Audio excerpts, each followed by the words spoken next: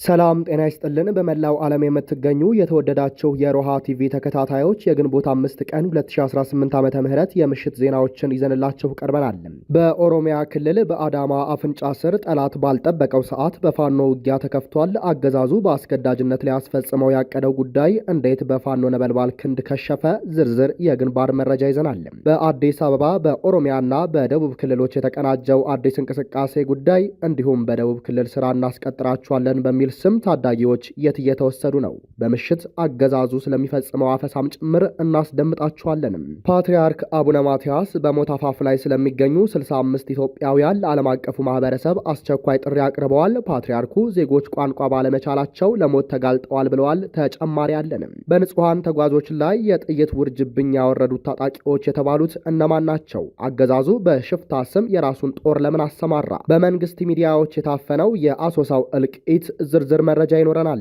ልጆቻችንን ወስዳችሁ በላችሁብን ያሉ እናቶችና በአገዛዙ ተረስተው ሜዳ ላይ የተጣሉ የጦር ጉዳተኞች ዛሬ ደብረ ዘይትን በቁጣ እናውጠዋል። ስለ ተቃውሞ ሰልፉና ስለተፈጠረው በስፋት መረጃ ይዘናል። አድማጭ ተመልካቾቻችን አብራችሁ ልትቆዩ ከፈቀዳችሁ እነዚህን መረጃዎች በዝርዝር የምናሰማችሁ ይሆናል። የሮሃ ቲቪ ወቅታዊና ሀቀኛ መረጃዎች እንዲደርሷችሁ ቻናሉን ሰብስክራይብ፣ ላይክ እና ሼር በማድረግ አሁኑኑ ቤተሰብ ይሁኑ።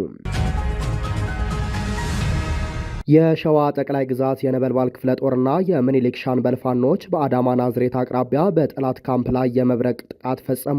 በሸዋ ጠቅላይ ግዛት የሚንቀሳቀሰው የአሳምነው እዝ ከሰም ሁለተኛ ኮር ስር የሚገኘው ነበልባል ክፍለ ጦር የአዳማ ናዝሬት ከተማ በቅርብ ርቀት ላይ በሚገኘው የጠላት የጦር ሰፈር ላይ ባደረሰው ድንገተኛ ጥቃት ታላቅ ድል መቀዳጀቱ ተሰማ።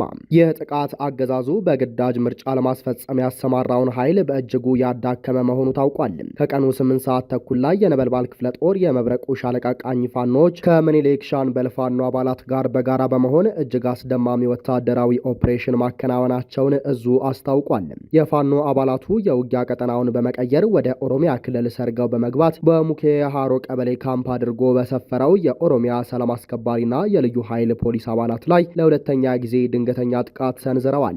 ከዚህ በመብረቅ ፍጥነት በተከናወነ የካምፕ ላይ ጥቃት የአገዛዙ ኃይል ከፍተኛ ኪሳራ የደረሰበት ሲሆን 15 የጠላት ወታደሮች መደምሰሳቸው ተረጋግጧል። የጥቃቱ ግርማና የፋኖዎች ነበልባል ክንድ ያስደነገጠው የቀረው የጠላት ኃይል የጓዶቹን ሬሳና ቁስለኛ ሳይሰበስብ እግሬ አውጪኝ በማለት ወደ አዳማ ከተማ ፈርጥጦ መግባቱ ተገልጿል።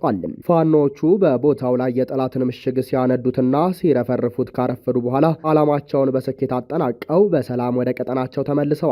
ይህ ጥቃት አገዛዙ በደቡብ በኦሮሚያና በአዲስ አበባ የጀመረውን የግዳጅ አፈሳና ምርጫን በአስገዳጅነት የማስፈጸም እቅድ ለመመከት የተደረገ መሆኑ ተመልክቷል። የአሳምነው እዝ የነበልባል ክፍለ ጦርና የምኒልክ ሻምበል ፋኖች ያሳዩት ይህ ጀብደኝነት ትግሉ በማንኛውም ስፍራና በማንኛውም ሰዓት የአገዛዙን ሰራዊት የመምታት አቅም እንዳለው ዳግም ያረጋገጠ ሆኗል።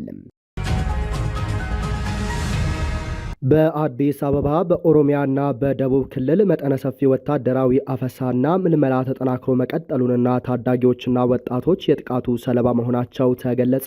አገዛዙ በሀገሪቱ የተለያዩ አካባቢዎች የጀመረውን ወታደራዊ የሰው ኃይል የማጠናከር እንቅስቃሴ ተከትሎ በደቡብ በኦሮሚያና በዋና ከተማዋ አዲስ አበባ በይዘታቸው የተለያዩ ነገር ግን የተቀናጁ መጠነ ሰፊ የአፈሳና የምልመላ ተግባራት እየተከናወኑ መሆኑ ተሰማ። ይህ እንቅስቃሴ በተለይ ወጣቱን የህብረተሰብ ክፍል ኢላማ ያደረገ መሆኑ ስጋትን ፈጥሯል። በደቡብ ክልል እየተከናወነ ያለው ወታደራዊ ምልመላ እጅግ አሳሳቢ ደረጃ ላይ መድረሱ የታወቀ ሲሆን እንደ መረጃ ምንጮች ገለጻ በዚህ ከፍተኛ የምልመላ ዘመቻው የሚከናወነው ወደ ከተማ ተወስደው የስራ ዕድል እንደሚፈጠርላቸው በመንገር እድሜያቸው ገና 15 ዓመት የሆናቸውን ታዳጊዎች ጭምር በማታለል ወደ ማሰልጠኛ በመውሰድ ላይ ይገኛሉ ተብሏል። ህጻናትንና ታዳጊዎችን ለጦርነት መመልመል በዓለም አቀፍ ሕግ የተከለከለ ቢሆንም አገዛዙ ያለውን የወታደራዊ ኃይል እጥረት ለመሙላት በሚመስል መልኩ እድሜያቸው ያልደረሰ ታዳጊዎችን ወደ ወታደራዊ መዋቅሩ እያስገባቸው መሆኑ ታውቋል። በዚህ በደቡብ ክልል የሚመለመሉ ወጣቶችም በሻሸመኔና ዝዋይ መሃል በረሃ ላይ የሚገኝ ወታደራዊ ማሰልጠኛ ውስጥ ታጉረው እንደሚገኙ ምንጮች ገልጸዋል። በኦሮሚያ ክልል ደግሞ ሁኔታው ወደ ግዳጅ አፈሳ የተቀየረ መሆኑ ተመላክቷል። በተለይም በአዳማ፣ በአምቦ፣ በጅማና በወለጋ ከተሞች ከምሽቱ 12 ሰዓት በኋላ ወጣቶች በኃይል እየታፈሱ ወደ ወታደራዊ ካምፖች እየተወሰዱ ይገኛሉ። እነዚህ ወጣቶች ወጣቶች ያለ ፍላጎታቸውና ቤተሰቦቻቸው ባልተረዱበት ሁኔታ ታፍሰው ለወታደራዊ ስልጠና እንዲሰማሩ እየተደረገ መሆኑ በክልሉ ነዋሪዎች ዘንድ ከፍተኛ ድንጋጤና ስጋትን ፈጥሯል። ይህ የግዳጅ አፈሳ ወጣቱ በሰላም ወጥቶ እንዳይገባ እንቅፋት እንደሆነበትና ከተሞች አመሻሽ ላይ በዝምታ እየተዋጡ እንደሆነ ነዋሪዎች ተናግረዋል። በተመሳሳይ በዋና ከተማዋ አዲስ አበባ ደግሞ አፈሳው የተለየ መልክ የያዘ ሲሆን በመጠጥ ቤቶችና ምሽት ላይ በመንገድ ላይ የሚገኙ ወጣቶች በታጣቂዎች እየታፈሱ መሆኑ ታውቋል። በተለይም የምርጫ ካርድ የላችሁም የሚል ሰበብ በመጠቀምና ከታጣቂዎች የተላካችሁ ናችሁ የሚል ክስ በማቅረብ ወጣቶችን የማሰርና የመውሰድ ተግባር በስፋት እየተከናወነ ነው። ይህ በከተማዋ እየተካሄደ ያለው አፈሳ ወጣቱን ለማሸበርና ለወታደራዊ ኢላማ ለመጠቀም ታልሞ የሚከናወን መሆኑን ታዛቢዎች ይናገራሉ። በአጠቃላይ በሶስቱ ቀጠናዎች እየተካሄደ ያለው ይህ ወታደራዊ እንቅስቃሴ አገዛዙ ያለበትን የሰው ኃይል ቀውስ ለማቃለል ንጹሐን ዜጎችን፣ ታዳጊዎችንና ወጣቶችን ለጦርነት የማገደ መሆኑን የሚያሳይ ነው ተብሏል። በሳውዲ አረቢያ የሞት ፍርድ የተፈረደባቸው ንጹሐን ዜጎች በቋንቋ እጥረት ለሞት እንዳይዳረጉ ፓትርያርክ አቡነ ማትያስ ተማጸኑ። በሳውዲ አረቢያ ማረሚያ ቤቶች ውስጥ በሚገኙ ኢትዮጵያውያን ስደተኞች ላይ የተላለፈውንና ሊተላለፍ የሚችለውን የሞት ፍርድ በመቃወም የኢትዮጵያ ኦርቶዶክስ ተዋሕዶ ቤተ ክርስቲያን ፓትርያርክ ብፁዕ ቅዱስ አቡነ ማትያስ ለሳውዲ መንግስትና ለዓለም አቀፉ ማህበረሰብ ጥሪ አቅርበዋል። ፓትርያርኩ ዜጎች ባልተረዱት ቋንቋና ባላወቁት የህግ ሂደት ህይወታቸውን እንዲያጡ መፈረዱ ፍትህን የሚያዛ መሆኑን በጽኑ ገልጸዋል። ቅዱስነታቸው ትላንት ማክሰኞ ባስተላለፉት ልዩ መልእክት የሳውዲ አረቢያ ባለስልጣናት ሞት ለተፈረደባቸው ኢትዮጵያውያን ምህረትን እንዲያደርጉና ቅጣቱንም ወደ እስራት እንዲቀይሩ ተማጽነዋል። የኢትዮጵያ መንግስትም ከሳውዲ ከፍተኛ ባለስልጣናት ጋር በዲፕሎማሲያዊ መንገድ በመነጋገር ዜጎች ከሞት ቅጣት ድነው ወደ ሀገራቸው የሚመለሱበትን መንገድ ልዩ ትኩረት ሰጥቶ እንዲሰራ አሳስበዋል። በተለይም ዜጎች በቋንቋ እጥረትና በህግ አማካሪ እጦት ምክንያት ራሳቸውን መከላከል ሳይችሉ ለሞት መዳረጋቸው አሳዛኝ መሆኑን ጠቁመዋል። ዓለም አቀፉ የሰብአዊ መብቶች ተሟጋች ሂውማን ራይትስ ዎች ባለፈው ሚያዝያ 20 ቀን 2018 ዓ.ም ባወጣው ሪፖርት በሳውዲ አረቢያ በአደንዛዥ እጽ ጋር በተያያዘ ቢያንስ 65 ኢትዮጵያውያን ስደተኞች በሞት ሊቀጡ እንደሚችሉ ይፋ አድርጓል። ከዚህ ቀደምም ሚያዝያ 13 ቀን 3 ኢትዮጵያውያን በተመሳሳይ ክስ በሞት መቀጣታቸውን የሳውዲ የሀገር ውስጥ ጉዳይ ሚኒስትር ማረጋገጡን ድርጅቱ አስታውሷል።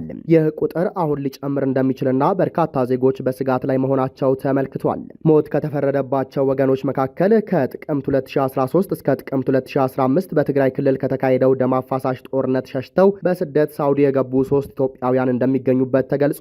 እነዚህ ዜጎች በኤደን ባህረ ሰላጤና በየመን አደገኛ ጉዞ አድርገው ሳውዲ ቢገቡም በአሁኑ ወቅት በሐሚስ ሙሻይት እስር ቤት ውስጥ በሞት አፋፍ ላይ ይገኛሉ። ፓትርያርኩ ለዓለም አቀፉ የሰብአዊ መብት ተሟጋቾች ባቀረቡት ጥሪ እነዚህን በማያውቁት ቋንቋና ባልተረዱት የህግ ሂደት የተፈረደባቸውን ንጹሐን ነፍስ እንዲታደጉና የፍትህ መዛባቱን እንዲቃወሙ ጠይቀዋል። በአሶሳ መስመር በህዝብ ማመላለሻ መኪና ላይ በታጣቂዎች በደረሰ ጥቃት 34 ሰዎች ሲገደሉ ከ50 በላይ ተጓዦች መቁሰላቸው ተገለጸ።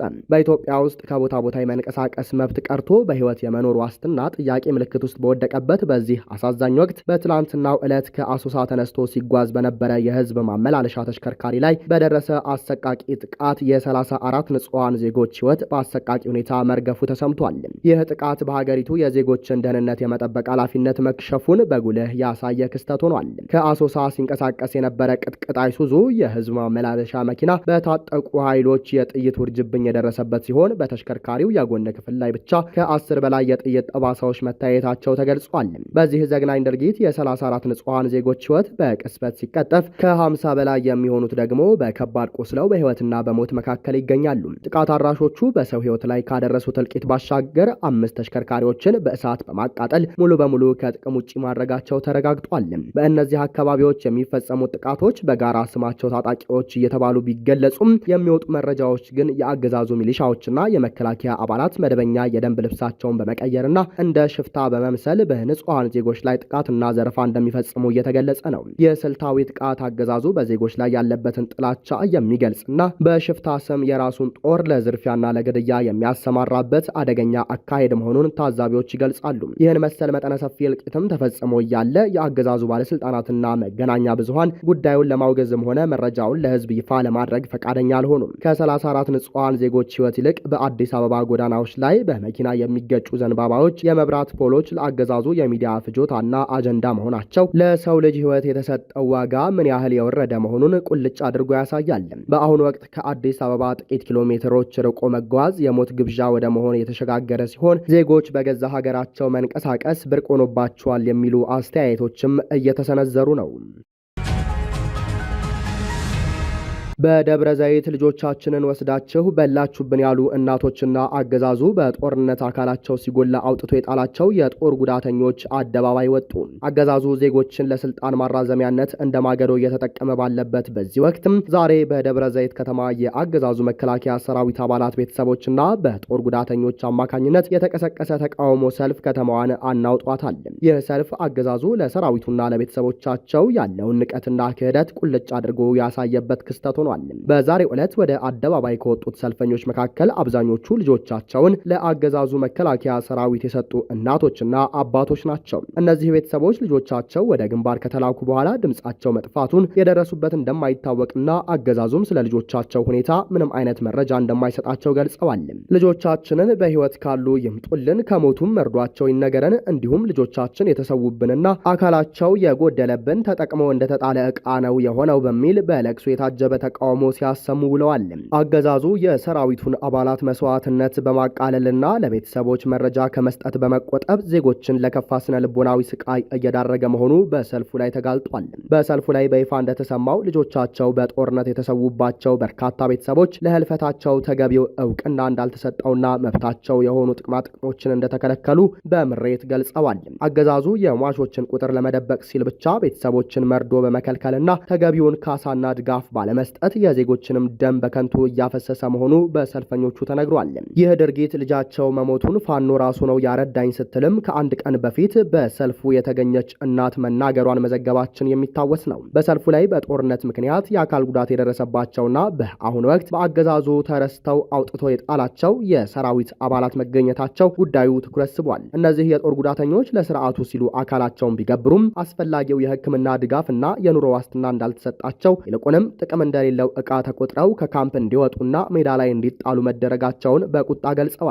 በቁስላችን ላይ እንጨት አትስደዱብን በሚልም ተቃውሞ ወጥተዋል። በሰራዊቱ ውስጥ ያለን ከፍተኛ ቅሬታና በአገዛዙ ላይ ያለውን እምነት ማጣት በግንባር የሚገኙ የአገዛዙ ሰራዊት ስነ ልቦናን የሰበረ ሆኗል። ነገ የሁሉም የአገዛዙ ሰራዊት እጣ ፈንታ እንደሆነም በመገንዘብ ከየግንባሩ የሚከዳው ሰራዊት ቁጥር እየጨመረ ነው። አድማጭ ተመልካቾቻችን የሰዓቱ የሮሃ ቲቪ ዜናዎች የተከታተላችኋቸውን ይመስሉ ነበር። አብራችሁን ስለነበራቸው ከልብ እናመሰግናለን። ሰላም።